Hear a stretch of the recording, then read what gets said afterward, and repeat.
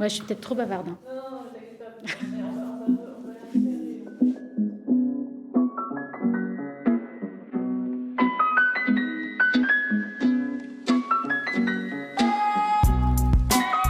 Alors, je suis Blandine Jett, scénariste de cinéma depuis 2016.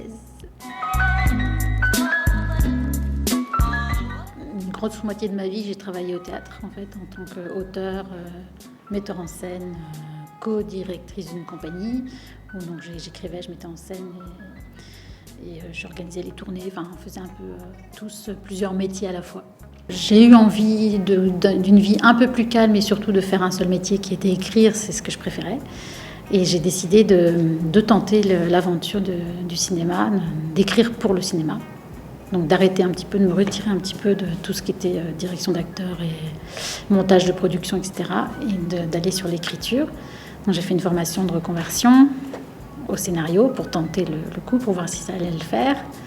Et de fil en aiguille, après, d'appel à projet en appel à projet, l'année suivante, je me suis retrouvée au Groupe Ouest à faire la sélection annuelle. C'était une chance incroyable, parce que donc, sur une idée de long métrage.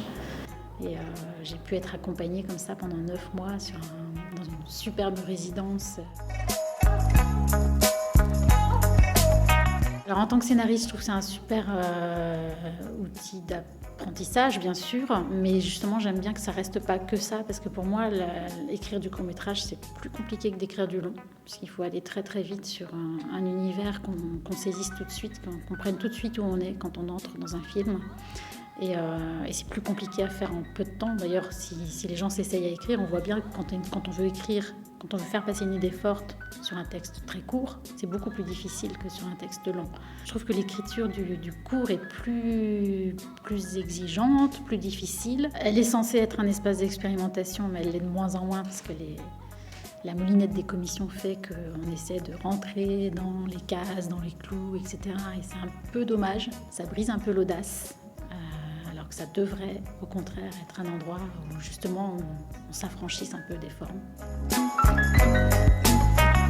Je regarde les courts-métrages partout où je peux, donc dans les festivals quand j'ai les moyens ou le temps d'y aller, parce que je préfère évidemment les voir sur grand écran. Sinon, sur les plateformes. Puis beaucoup du bouche à oreille, des liens qu'on se passe aussi, parce que comme j'accompagne des auteurs, même parfois comme consultante, c'est bien d'avoir vu un peu les films qu'ils ont faits. J'aime bien, c'est pas mal des choses qu'on se passe un peu comme on se passe un bon bouquin ou des bons tuyaux, quoi.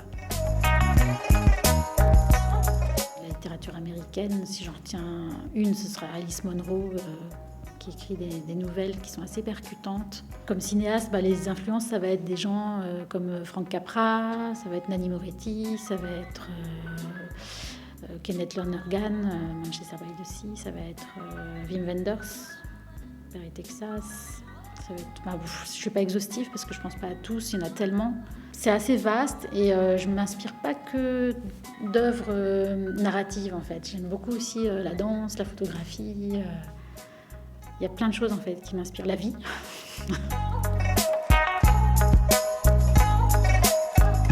Je trouve qu'on a beaucoup de chance parce qu'il est très bien, pour moi, j'ai l'impression qu'il est très bien soutenu. Moi qui viens du théâtre, je trouve que le cinéma est très bien soutenu.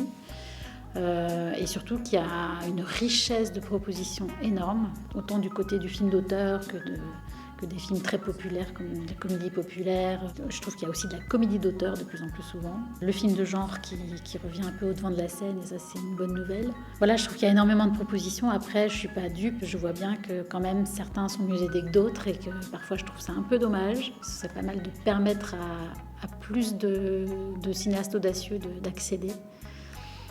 Voilà.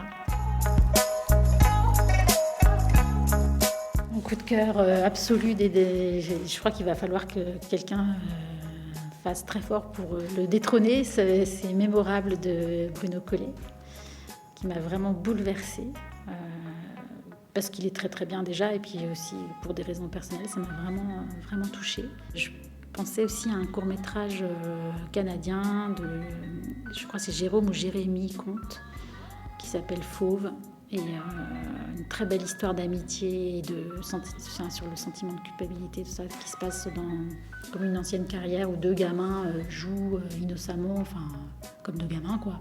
Et puis un des deux commence à s'embourber dans les sables mouvants. Il m'a marqué longtemps ce film.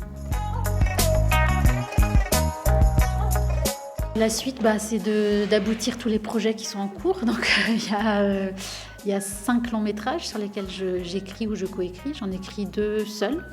Le bruit des anges, mon long métrage que j'ai développé à la sélection annuelle du groupe Ouest, qui sera tourné à Huelgoat normalement en Bretagne. Donc produit par Sombrero Film. J'écris un long métrage qui est une adaptation d'une bande dessinée d'Hervé Dufaux, que j'ai signé chez Les Films du Clan. 3 autres que je coécris. Donc il y a le 3e long de Pierre Pinault, La nuit je mens, chez Sombrero Film également. Marathon chez Les Films de l'Or Bleu à Rennes, d'Alberto Segre. Et puis un film, je suis arrivée moi en dernier un peu sur ce projet, c'est une coproduction internationale avec Vivement Lundi. Et c'est un film d'animation, un long métrage d'animation. Voilà, et puis sinon, je vais tourner un court-métrage qui s'appelle Mon Trésor, avec Hélène Vincent dans le premier rôle, normalement avant l'automne, j'espère. Et puis j'ai un 2e court-métrage qui va bientôt être porté à l'écran, puisqu'il est tourné. C'est Les Silencieux de Basile Vuillemin, donc coécrit avec Basile, et qui est en post-production en ce moment, qui a été aussi produit par Les Films de l'Or Bleu. Donc voilà, bien que travaillant beaucoup à Paris, je suis quand même pas mal de choses. Mes 2 premiers films qui seront sortis, ce sont des films bretons, des films vraiment complètement bretons.